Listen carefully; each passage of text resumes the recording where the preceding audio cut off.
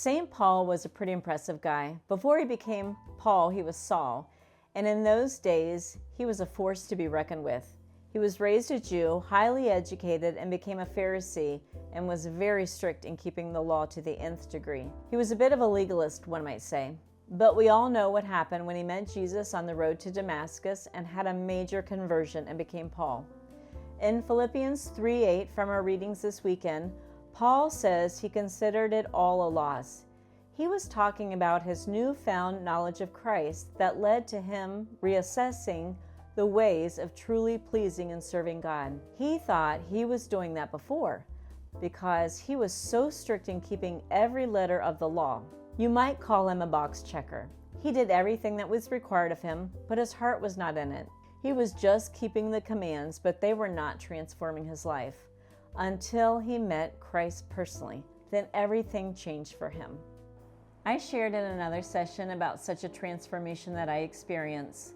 Prior to that, I was living a pretty worldly life. What I had counted as important, such as a nice title, high-paying job, nice house, no longer mattered to me, like Paul's past pedigree. To lose these things and to gain Christ was everything for him and me too.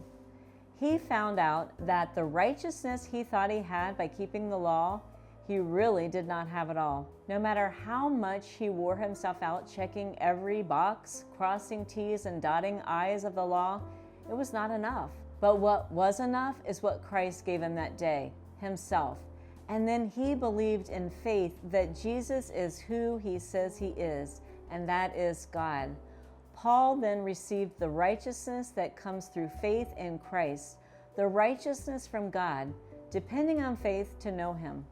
Paul knew he had this, but he also knew that he was not done. Even though he had experienced this life transformation, he had not arrived spiritually. But he said he will continue his pursuit of spiritual maturity in hope that I may possess it. The same is true for us. For Paul to admit that he has not arrived spiritually really speaks to me because I think he is so wise. I love reading his letters, probably more than any other Bible writer. But if he still has more work to do, then oh boy, so do I.